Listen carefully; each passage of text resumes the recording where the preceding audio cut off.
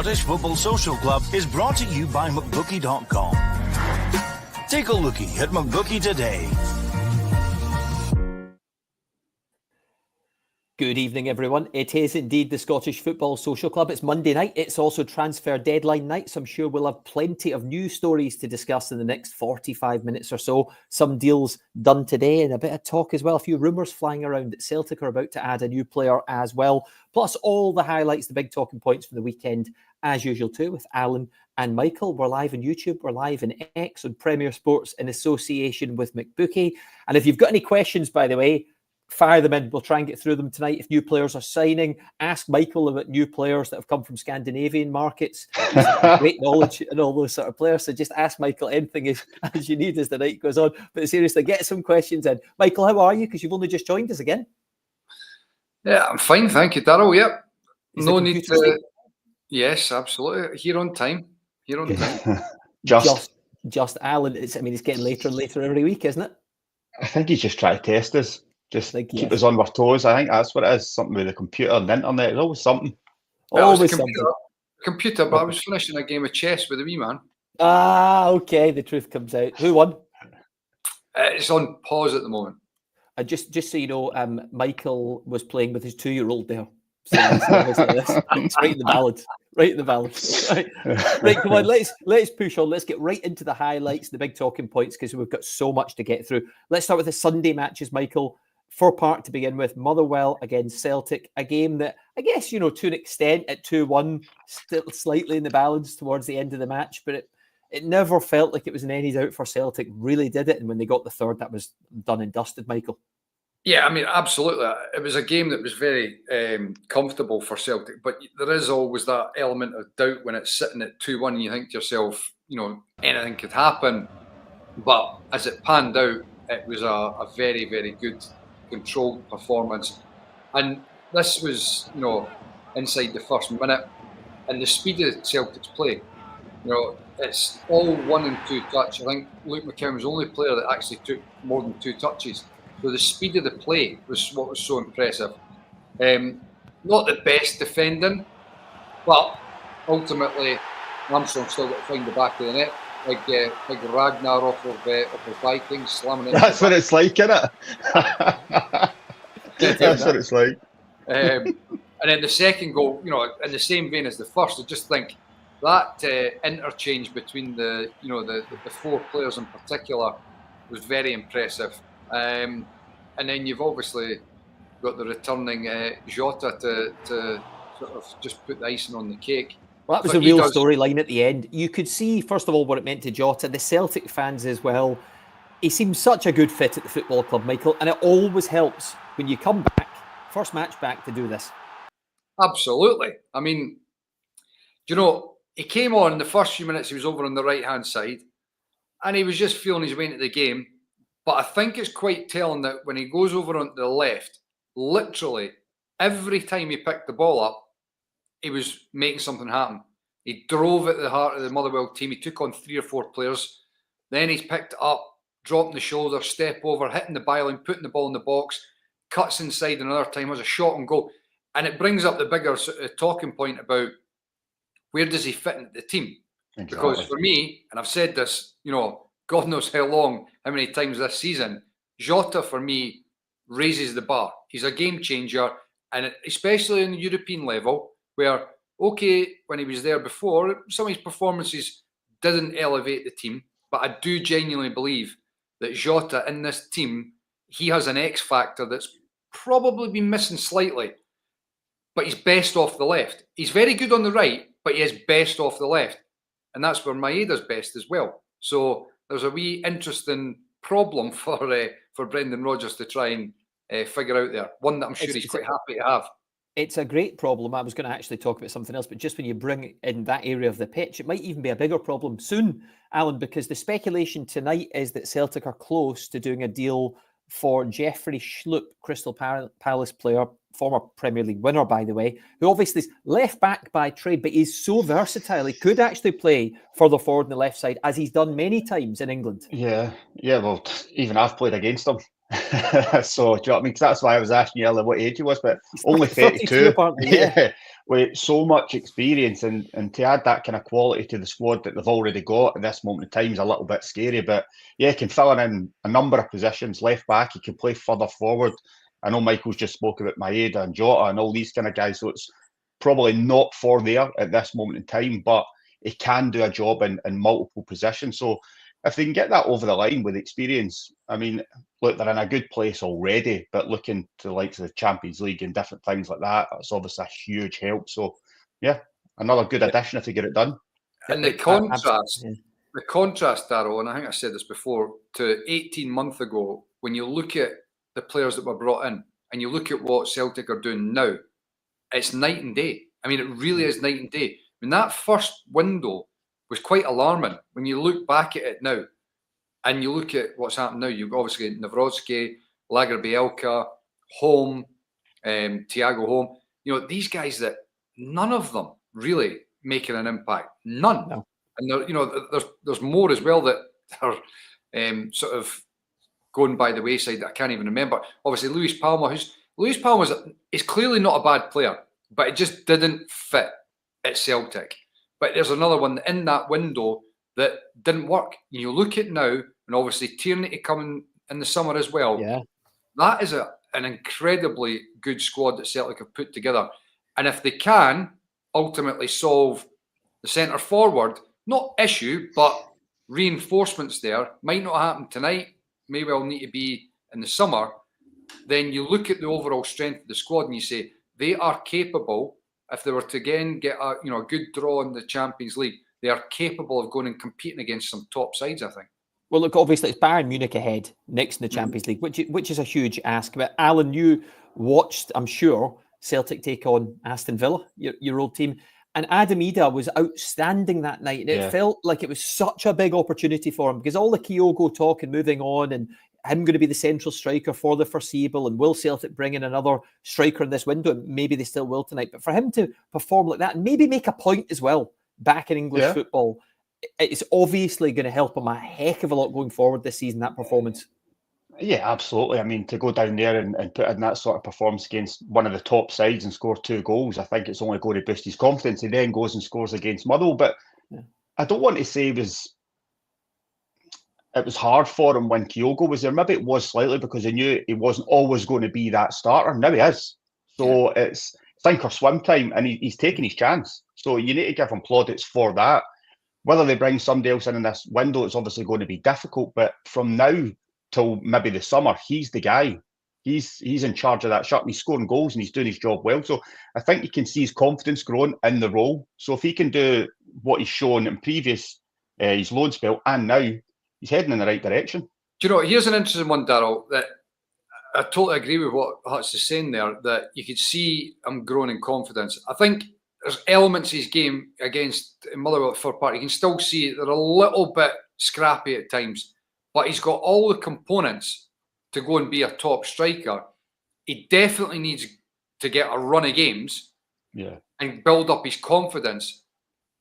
Is there an argument to be said that domestically Celtic don't need another striker the last... Absolutely not. Well, I'm talking about this season. They don't domestically, right? The Champions League against Bayern Munich is a massive game, and Ida is capable of playing that game. Is there an argument to be had that they say, look, let's press pause on trying to recruit another top striker in this window or in the next few hours, give Ida the second half of this campaign to really build himself up, and then look to strengthen again in the summer? And if he does get this run of 3-4 months where he feels that he's the main man, he's got the opportunity to show and say, I am the main guy, I'm the number 9, and whoever else you're bringing in has got to be an incredible level. If they bring somebody else in like Chris Gardner or whatever just now, it almost dents Ida's confidence before it gets going at the moment. Yeah, I think you're absolutely right, Michael. The only thing I would say is if Ida gets injured, it leaves Celtic in a bad position. This is what I was going to say. Maeda can play there. They've got alternatives that can see them through a little bit. At that highest level, you want a really good out-and-out striking option, don't you? You do. And there's a slight risk to that, because obviously you've got those 2 games against Bayern. fingers crossed, they're able to pull off a wonderful result and get through and get more.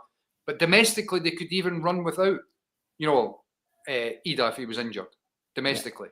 And you think of Maeda's pace. Imagine him through the middle as well. At times, the Jota on one side, Kuhn on the other. That's going to scare a lot of. Even if that was against Bayern Munich, you think that the opportunities that you could get going in behind them, the way they like to play out and stuff. So, look, you never know. If that does come and happen, then you've got options there. It's a good option. And there's still in the background a bit brewing. Lennon Miller talk to Celtic. Could it get done tonight? We'll find out. I won't get into Motherwell too much. Obviously, everything's going to change when they appoint a new manager, and that'll give us plenty to talk about the Steelmen moving forwards. The other game played on Sunday, Rangers against Ross County, one-way traffic. Maybe a few alarm bells for Ross County fans because St Johnstone are winning, closing that gap in them. Always a tough fixture, though, for Don Cowie and his men. And Rangers are going well at the moment, and this was so comfortable, wasn't it? Yeah, it was. It was so comfortable. It was always going to be difficult, I think, for Ross County to get anything out of it. Even though recent form away, that they have been decent. I think it was a huge ask for them to go to Ibrox and get anything out of this. But I just think throughout, Rangers looked comfortable. They got the goals that they needed, as we're just going to see. But yeah, I mean, as Ross County, you're trying to kind of keep the score down and not let them get a kind of a head of steam up. But there. Can Misa push it wider? Can he get it out the way of the attackers run in? It doesn't quite happen. Here, look, this is really unlucky. It's one of those ones that's, what can you do about that? But I just thought, even in the second half, Rangers maybe took their foot off the gas a wee bit. It was nice to see Suter get back, starting again. Lawrence coming off the bench. Bailey Rice coming on at half-time. He's starting to use his squad. Nsiala looking good again, coming back into the fold. But like I said, I think just throughout the piece, I don't think that's a penalty, by the way, to be quite honest with you. There's been some decisions this weekend again. Look, like Lapata, I'm thinking from a defender's point of view, you have to, in that situation, try and block. There's nothing else you can do. And like that's purely defensive, like you have to block, and then it actually hits his back leg and then goes away from goal. So I feel for them there, but look, over the piece, it was very comfortable for Rangers. It wasn't John Suter being back, Michael. It's a game changer, isn't it? Because they've had so many problems at centre half. I know Nsiala's played in there of late. He's done well, by the way, though. He's done well. I'm not sure how many times, maybe I'm being unfair here, he's really been tested defensively. You're very unfair. That's a fit. But he looked really good playing the ball out from the back, but defensively. But Darryl, I'm not disputing what you're saying. But see, for me, from what you've seen from Nsiala, it raises the question of why, in the first part of the campaign, was he not used? Same Iggerman situation. Exactly, Al. Same as Iggerman. Why is he not in the European squad? There was games in the first half of the campaign where it was like literally bare bones. They were shoving, anybody in it, and you're going, wait a minute, the young lad, your question marks over him. You're thinking, why has he never been seen? And then all of a sudden he comes in when they have nobody else, and you're going, he actually looks all right. And then because he was nowhere near it. No, and Philippe Clement, I've got I think well done Philippe Clement, right? In terms of just now, he's been able to ride through the prep. But see these things that he now points to as being, the team's building forward. To me, it actually highlights, what were you thinking in the first part of the campaign? Why was they not being used? It's almost like he'll say those players were developing behind the scenes, and he's done them proud in many ways. That's what he'll tell you. Yeah, no, they were fired in because they had to. Yeah. Well, in the for end, me, it raises the question of no other option. You had to use them, and you're now holding them up as some sort of example of how things are progressing brilliantly. Yeah. When really, for me, it makes me wonder about his judgment, because Iggerman, Nsiala, and Hadji, 3 guys that were nowhere to be seen, 2 of them not in the European squad, and you're going, these guys making the team better. It's some poor decisions that the team suffered for in the first part of the campaign because of. I think I'll still reserve full judgment. Listen, you guys, the experts, I'll reserve full judgment in NCL until they come up against some really top opposition consistently, maybe in a European game or Celtic if he plays in that kind of game. Yeah, then you'll really see. We're not talking about him being your main centre half. We're talking about a team that was suffering from serious injuries, and he wasn't even being used as an alternative then. If you're going to pick your strongest 11, okay, he wouldn't be in it, but he's certainly a good option. Yeah. Well, I think right now, if you actually look at it, Souttar's back playing, I would play him alongside him. I mean, I've still got question marks over the likes of Proper. I mean, I still don't think he's the guy. Yeah, Balogun, he's rash at times, isn't he? Yeah, Balogun's getting a little bit older. He struggles playing like midweek games and different things, picking up injuries. So I know Fernandez has come in. I don't know much about him. He got minutes against Ross County, but again, untested. But I think at this moment in time, in Ciala, the run that he's on, progressing well. Let's see what he's got, as you say, when he gets tested a little bit more. Well, they've got good options there anyway, having not had seemingly any just a few weeks ago. It's been a really good week for Rangers, Al, hasn't it? When you think the result against Union Saint-Gilloise, slightly nervy for Rangers towards the end of the game, and it looked like they were absolutely clear at one point. But to make the top 8, whatever we've said about Philippe Clement this season, any criticism, that's one heck of an achievement, and the money that will come into the football club, courtesy of that run. You, Darryl, you're the one. I've asked the questions. You were poking the bear. You were slaughtering them. I've asked the questions that a lot. I'm used to it, Michael. You know I get this all the time. Michael, we've all questioned at times this season, but the bottom line is you've got to give the guy some credit now, Alan. And you did say you have to stick with him, partly because of the financial situation at the club, but certainly whatever's happening in the league to one side for now, that European performance, given the draw, is really outstanding. Yeah, well, you look at some of the teams that they were up against. I mean, that was a tough draw for Rangers, and then to finish in the top 8, I know it was touch and go at times and different things. I mean, it was highly unlikely that they got into it. Fortunately, they did. Things fell their way, but I'm still in the same situation. I stand by what I said at the start of the season. They have to stick with him, not just for financial reasons. I just think the whole turnover of manager and player has to change at some point. And I understand you have to be performing at a level. And there was a dip. I said it was going to be a roller coaster, and it's been that way. Hopefully now he's coming through it. We're seeing light at the end of the tunnel. He's hopefully going to add to the squad, which we know there's another one coming in at summertime.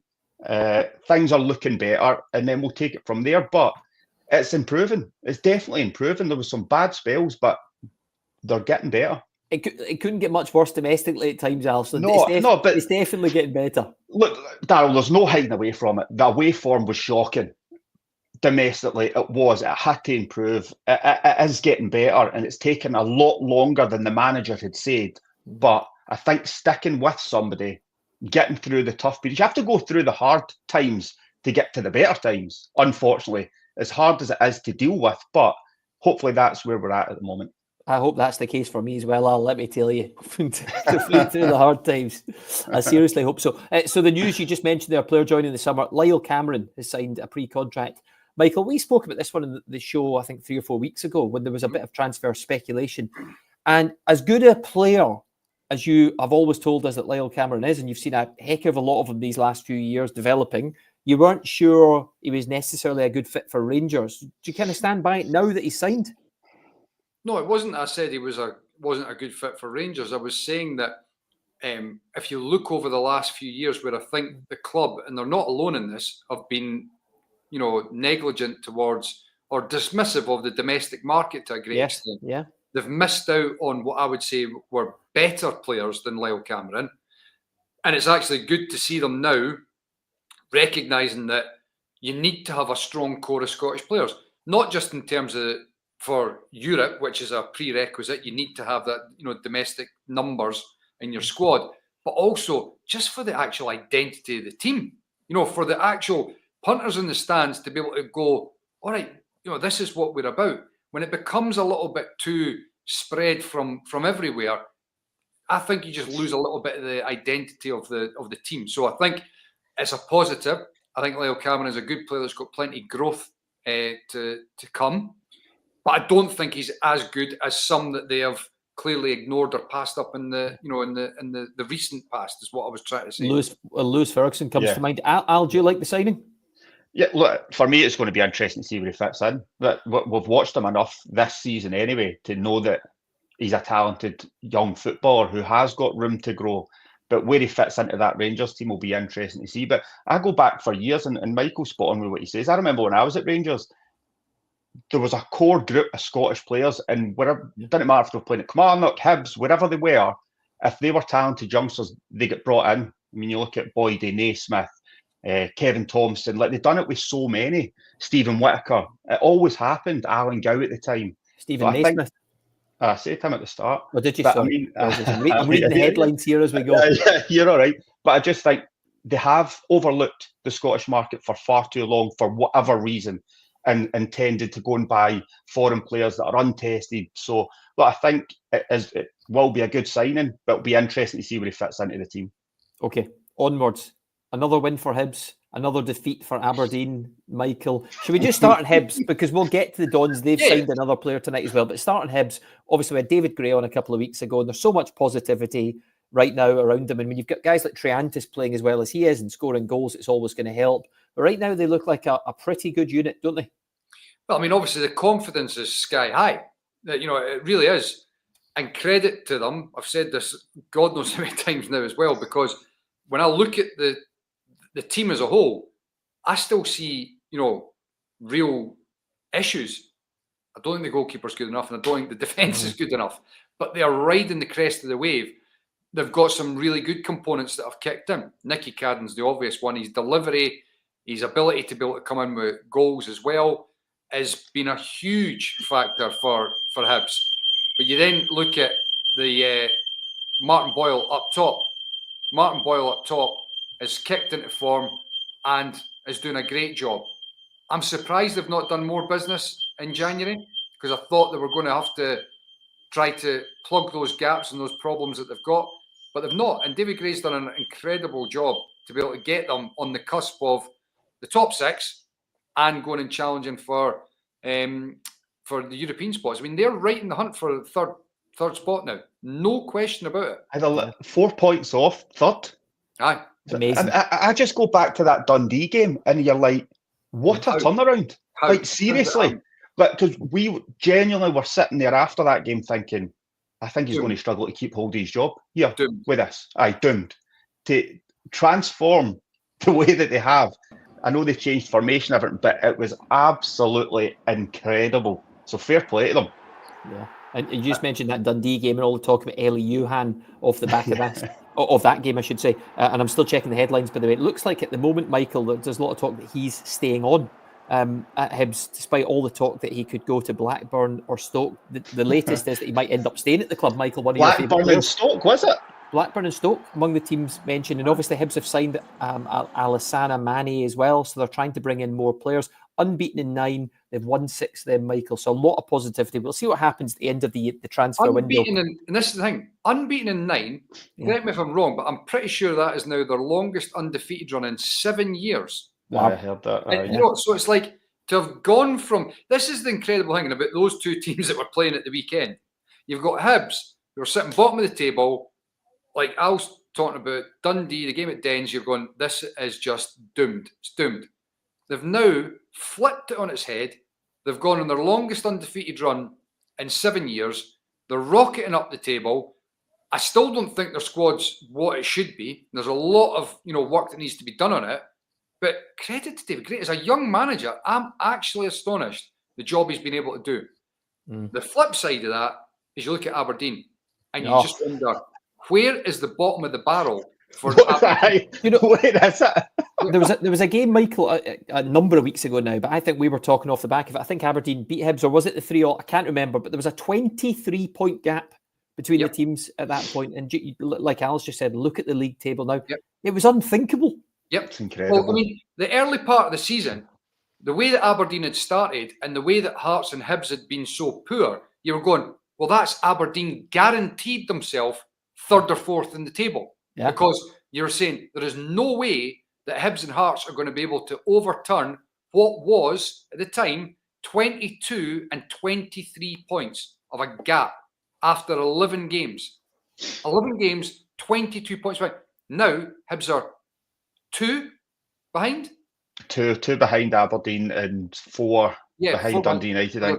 2 behind Aberdeen, and Hearts, I think, are 5 behind Aberdeen. Yeah. Like, it's unbelievable. That can quite quickly turn and flip, disappear now. And for me, genuinely, Hearts and Hibs are right in the hunt for third spot. They're right in the hunt. Absolutely, but just on the Dons, Michael, and the manager, Jimmy Tilleen, who we praised so much at the start of the season, now all these questions being asked again, and he obviously thinks the defence is a massive problem because they've added another defender tonight, by the way. Mats Noster has signed after his contract expired at Ferencvaros. He was playing in Denmark prior to that. He's a left-sided centre-back, so they brought in several defenders in this window. So they're trying to address that, but where do we even start on what's happening behind the scenes at Aberdeen and why Jimmy Tilleen was getting it so right and now seemingly getting it so wrong, and the players are not responding to the questions that he's asking, by the way, in the media as well, because he's questioned them a lot in the last few weeks. Well, what on earth is going on? Winless in 14 games, which is a league worst record for them now. The game at the weekend is the first time that I've really sort of seen comments where he's quite pointed at the players. And that, I mean, look, completely understandable, but you do wonder what the atmosphere in the change room's like. And I don't mean, obviously, the confidence is going to be like zero, but I mean in terms of what are the players thinking about with regards to the manager. His assistant manager, as we were talking about, Darryl, is left by Rami. That's not a great sign. I know it was family reasons that he's gone back to Sweden. It wouldn't help, would it, Michael? Because he's a trusted lieutenant of the manager, and you lose him at a time you're in a crisis. Yep. Maybe you've not got one of the guys you would normally turn to. It doesn't help the situation at all. So you're in this depths of this hole. Your trusted lieutenant has gone back to Sweden. You're on a league worst run ever for the club. And by the way, had it not been for George Grant missing an injury time penalty at Pittodrie, it would be 9 defeats in a row. So it's 8 defeats and a draw out the last 9. You just and now more and more players coming in. He's been backed incredibly. But you look at the next run of games for them. They've got Dunfermline at home in the Cup. If they don't win that, if they were to get knocked out of a championship side, it gets to the stage where you go, I don't care what's going on in terms of new in the door, incredible start, being backed in the window. If you don't start winning games, there's going to be questions start getting asked. And then they've got Dundee away in the league, Killie at home, Celtic away, Dundee United at home. That's their next 4 league games. And the way they are, you're saying, forget about draws. Where's the next win coming? Because we're 4 without one. Michael, honestly, when I watched them from the start of the season to now, they played with so much aggression. They were on the front foot. They were making intelligent runs. Everything that they were doing well was coming off for them, and that's what got them in the run. See, now watching them, they're so easy to play against. They're not aggressive in midfield. They don't stop balls into their box. See how many times they let easy balls into the box and then the other team score. I mean, you think even the last 5 in the league, they haven't even scored a goal. Not scored. They've not even scored a goal. 1 goal in the last 5. That's shocking in itself. From where they were at the start, how many opportunities they were creating to this. And it goes back to you saying these number 2s left. I mean, I don't know the dynamic, but Jimmy Tilleen may be the type of guy that's hands-on. He might be an overseer. The number 2 might have done a lot of the work in training and that. And if he goes, I mean, I know it's for family reasons, but it doesn't look great. And everything about them right now, they just look miles off it. Like disinterested in a way. I mean, make no mistake about it. This is dire straits. This is like proper disaster. What are you suggesting, Michael? You saw some of the fans after the game, by the way, when Jimmy Tilleen went over to those fans. Disgust in the face of some of those supporters who 3 months ago were rejoicing that they were in maybe a title race. I know there was a bit of fun over that, but still, that was the talk at the time. Certainly after going to Celtic, the fans believed it. The fans were starting to believe, Michael. So what are you suggesting, Michael? Are you suggesting if they don't beat Dunfermline at the weekend and then maybe lose a couple of league games that Jimmy Tilleen could end up losing his job? Because they're backing him. 5 players arrived in January. Yeah. Look, this is an interesting point, right? Because clearly and I've heard folk, who have spoken to the club, it's the comments about it's a 4 to 6 window project, right? 4 to 6 windows project. That's what every club wants to do when they appoint a manager. It's what every club envisages, right? The only way that actually plays out is with results. Yeah. And if they don't start getting results, guess what's going to happen even more so? The fans are going to become more and more disillusioned. And when the fans become that disillusioned, the board and these are just natural events that happen in football. So Jimmy Tilleen knows himself. Yeah. If he doesn't start getting results, Like, just let's play hypothetical here. They get knocked out of a championship side in the cup, and they're not to win in the next 4 games. In the bottom 6, you'll start slipping down because the teams round about are winning. So before you know it, you've went from a title race or whatever to securing second to being in the bottom 6. I mean, it can quite easily happen. And the mad thing is, Michael, you say, there's talk of needing quite a few transfer windows. I think the bottom line is get yourself into Europe. And what an opportunity they had to do that, to get themselves back into Europe. You're generating £6 million before you've even kicked another ball. Yeah. And maybe that becomes a 2-window job then, because you can start signing better quality players and keeping some of your best players as well. So the worse they get in many ways, it makes that job harder and harder to catch up, especially if they've committed wages earlier in the season, or even now in the expectation that was still a hope. Listen, it can turn. I hope not. Well, I hope they never done that. Exactly, but it can still turn, and I think that's the main point. We've seen it with Hibs, and also, you know what the thing is, you want it to turn because, oh my word, what a great feeling it was to see Aberdeen riding so high, to see one of the clubs outside of the Glasgow to be so high.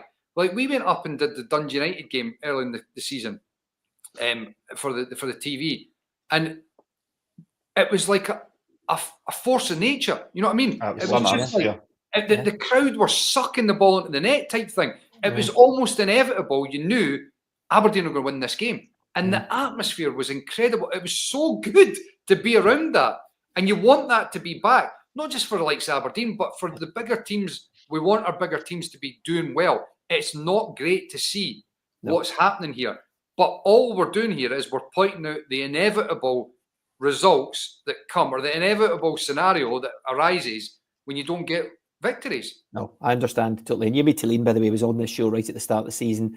He is a really good guy, and he spoke so well, and he's obviously got some good footballing ideas. Doesn't always translate to results, we know that, but there's a lot of people I think that want Yemi Tilleen to excel at Aberdeen.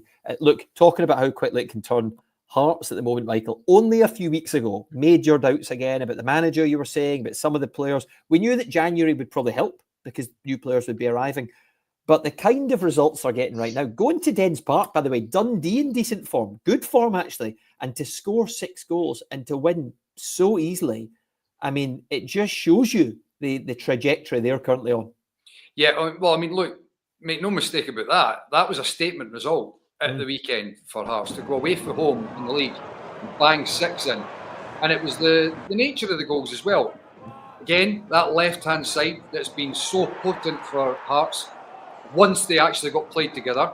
I really do wonder why Stephen Naismith never got those two guys linking up earlier in the campaign, because Penrice and Spittle, as soon as they've got that consistency in selection down the left-hand side, they've been the strongest part of the team. He obviously brought them in the summer, but they never played them together. Now, there is a bedding in period as well, though, Michael. Sometimes it doesn't happen right away. Blair remember, it was changing he did say that to me himself this season. But I know changing the formation and everything. But they never played at all. They never played together down that left. Which I find bizarre, because that's Blair Spittle's best role, and Penrice loves bombing forward. Now, Kabangu up top, by the way, that goal that we just saw, where Shankland plays it in behind, he runs onto it. That's a goal that Hearts would never have been able to score before. And that's a hell of a finish. That's a great finish. But because of the bit of pace that he's got, a simple ball in behind the defence, he leaves them for dead and he finds the back of the net. Confidence is up high. You've been crying out for pace all season, haven't you? There it is. There you go. I mean, it's no rocket science. And Lawrence Shankland, by the way, who obviously was out a few weeks, that's an encouraging sign too. The touch, the finish from Shankland. Listen, if he can, who I'm assuming he'll stay, by the way, because the window is closing very, very soon. But if he can regain the form of last season, Kabangu keeps on playing the way he is, and some of the other players continue to perform like they did at the weekend and the past few weeks, why not third place? Darryl, I've said it so many times this season, the balance of the team wasn't right. There was quality there. They needed to get the balance better, i.e. a bit of pace. Kabangu looks like he's brought a bit of pace up there. Shankland all of a sudden then becomes a better player because he's got better balance around him. The pressure's not on him as well. Imagine remember? The left-hand side then doesn't become the only line of attack, and Jamie McCart, who is a good signing, still not sure about a 4.5-year deal, but a good signing. And you start looking at the team and you're going, well, the foundations of the team were always there. And by the way, there is no question Hearts are in the fight for third place now. They should never have been. And in large part, the only reason they're in it now is because the teams that are above have hit hit the skids. I mean, horrendous. Well, Dundee United 6 out the last 18 points, but I'll come back to them in a minute because obviously even with Hearts, we're talking about growth. Sander Khartoum's not kicked a ball yet. Michael Steinwerder involved at the weekend. The centre half that, if you remember, big Johan Mialbi was telling us all about a few weeks ago in the show when they signed him. Michael, you've heard some good things about him as well. So there's certainly a lot of growth. And I think just looking at some of the numbers after the win. First top flight 6-0 away victory since 1988. John Cahoon hit a hat-trick. John Robertson grabbed a brace. That was, can you remember, Michael? You remember? You were 15, 16 by then. That was Love Street. That 6-0 away from home. I remember a win at Tannadice where John Robertson hit a left-footed half volley into the top corner, up the top end, away towards Dens Park end. It was a wonderful finish. Yeah, you don't forget goals like that. Just briefly on Dundee, hard to see that coming. And I know there's been a couple of performances and results this season where we've gone woof. Ross County, I think it was a few weeks ago, winning at Dens and some question marks then. But just beating Dundee United, some of the performances against Celtic and Rangers as well. I mean, to lose to Hearts 6-0, I mean, even Tony Dock must be scratching the head out. Well, I think he was. I think if you look at his interview after, he wasn't happy. But I hate just putting it down to, it's just an off day. But they genuinely looked miles off it, off the pitch. And I think that's a lot down to how Hearts were. Yes. I thought they were incredible on the day. The link-ups that they have now between players, it's just hard to deal with. And now they've got that pace. But from a Dundee's point of view, at times they were so open.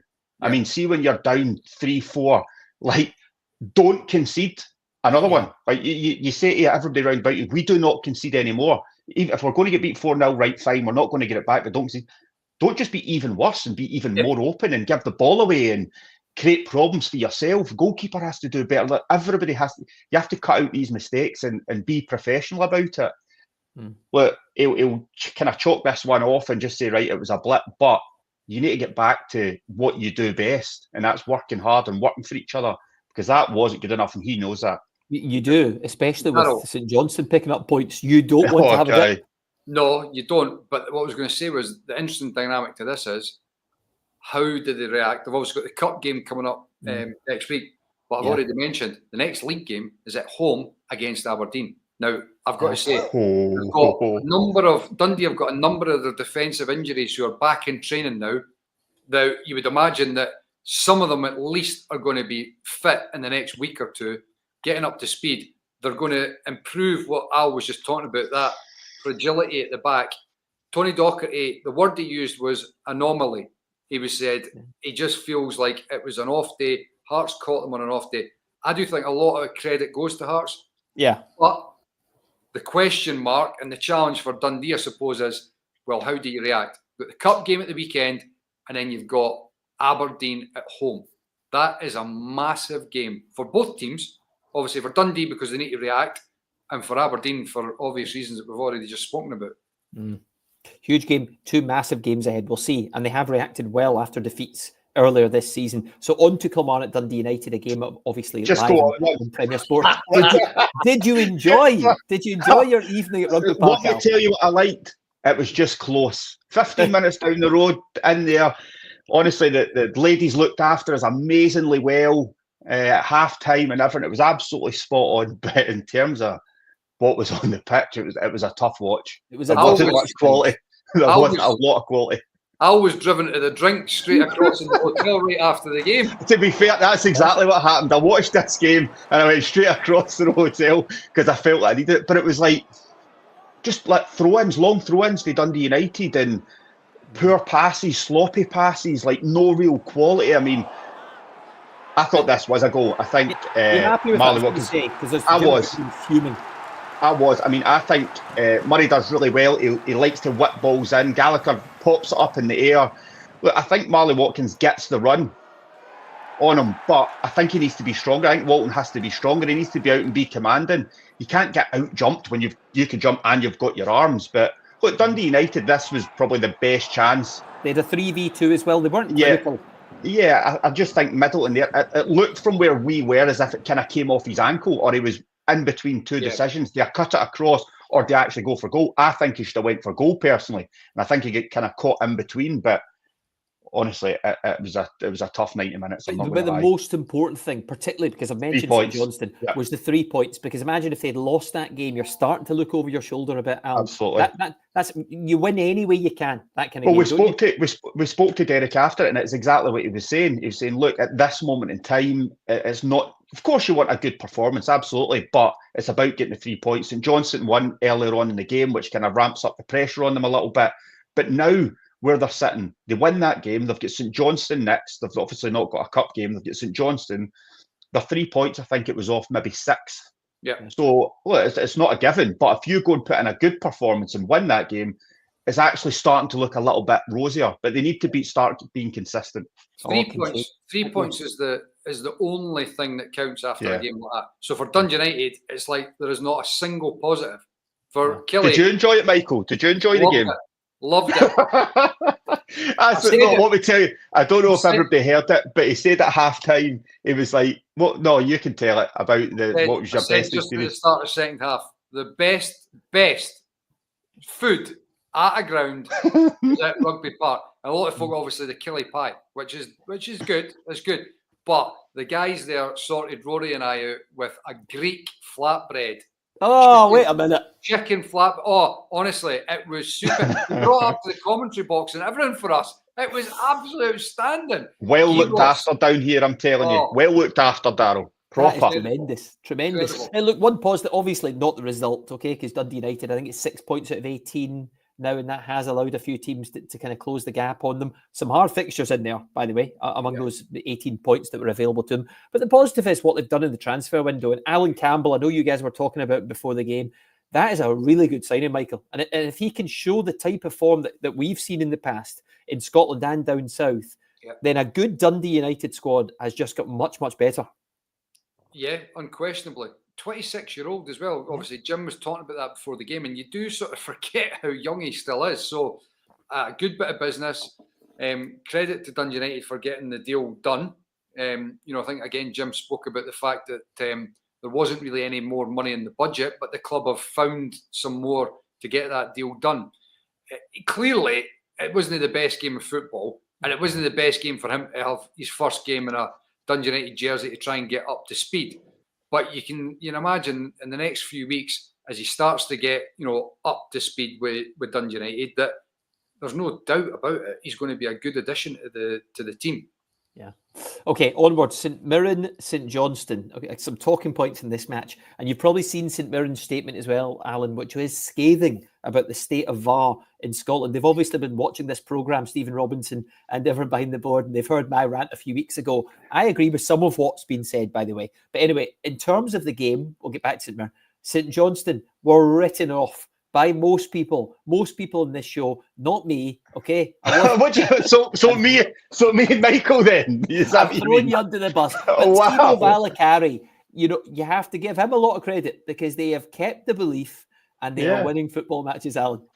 Somehow, it's 2 in a row in the league, 3 in a row. Like if you include the cup game, and well, I think from a St Mirren point of view, I thought they had more than enough chances to kind of take the lead and kind of get out of sight. But fair play, St Johnstone, they were digging in and they'd done their best. I see. At first, I didn't think this was a penalty.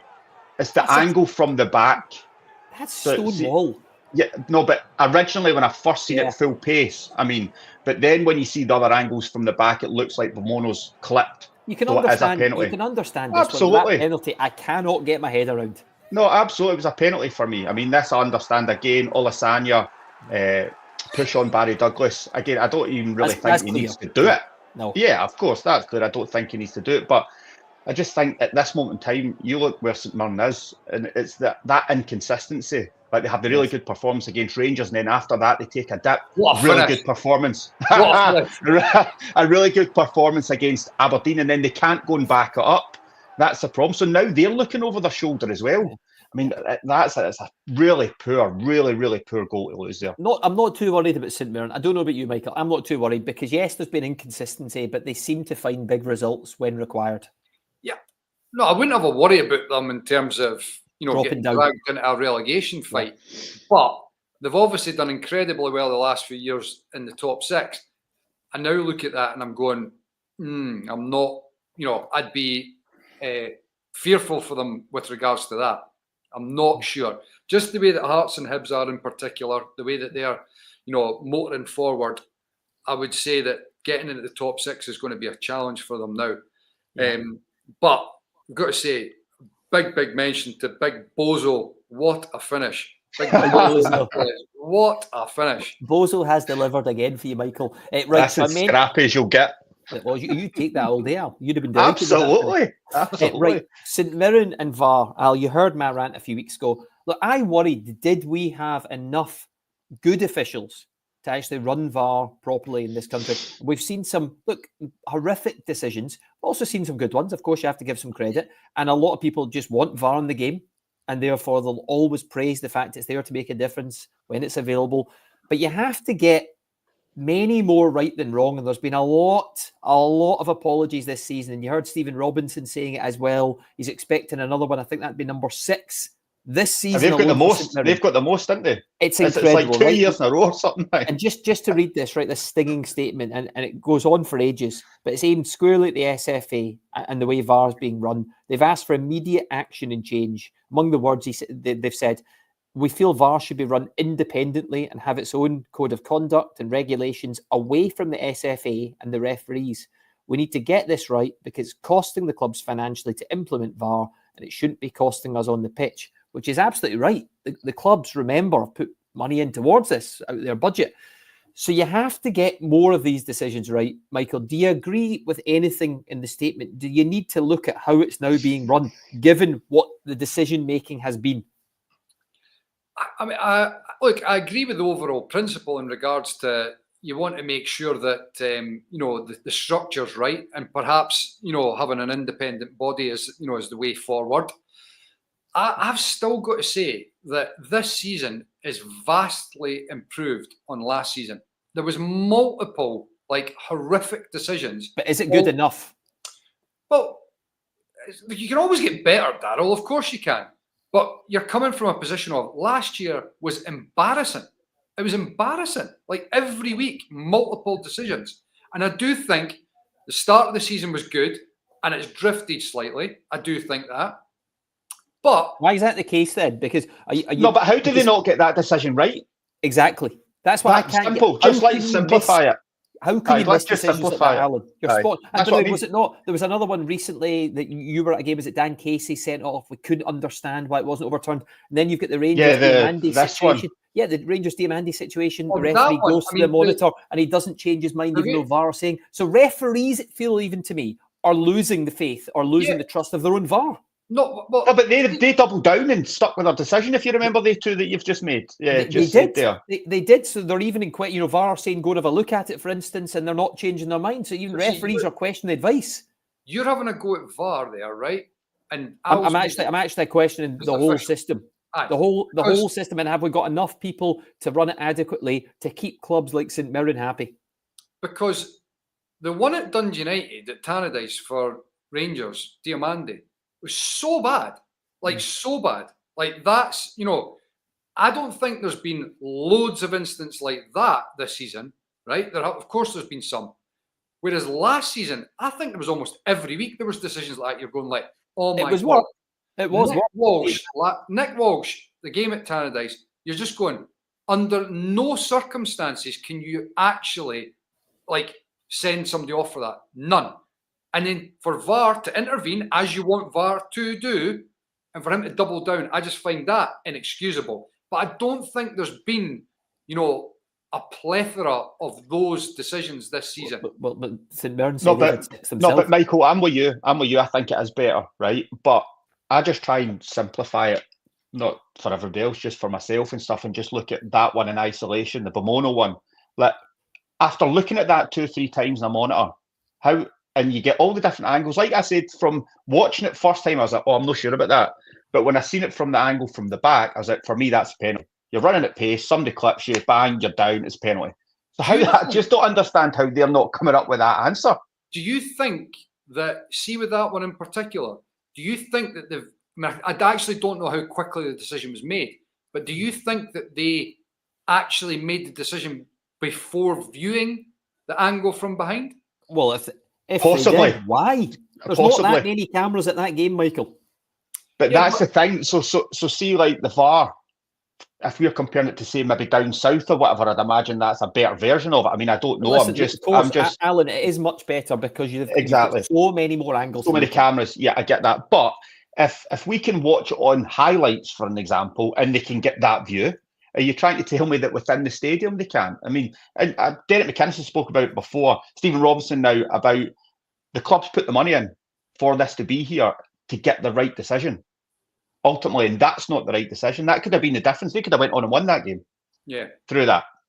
And that's what he's looking at. That's why he's frustrated. You have to come to the right decision. I think it has been better, but there's always room for improvement. Oh, to be positive, Michael? Just to bring you up to speed, I don't think any more deals have been done yet, but 11 o'clock, it closes then, Michael. You'll be in bed by then, won't you? Well, absolutely. You still be playing chess. You still be playing chess. No. Chess will be put on hold. We had a late night last night. Got back in. Again? My missus and I, we watched the Boyzone documentary. Oh, is it any good? By the way. Is it? Very good. It's a great trailer. Very good. Listen, you're doing a service here for people. Anything else you'd like to flag up, Michael? Any other good series, movies you've watched? I know you've seen a lot. Landman on Paramount Plus is superb. Yep. Just come to me through your TV. We're just doing the Traitors USA. Okay, that's a big favourite in this house. Series 3. I know. For me. They love it. Conclave, saw that recently. That's outstanding. Don't know that one. Absolutely outstanding. Is that not a film? Is that a film? That's a movie, aye. I've not heard I'm that. more movies than series, I'll be honest. No. I like, just I can't get my head around in any of these 10-parters. It takes too much time, Michael. You get kids to look after. You need to find time. You need to find it. I know. Exactly. Yeah, true. Right, anyway, the fact we're talking about this means we are absolutely done. Alan, Michael, thank you very much. We're back in the Social Club next Monday night. We'll see you then. Bye for now. The Scottish Football Social Club is brought to you by McBookie.com. Take a lookie at McBookie today.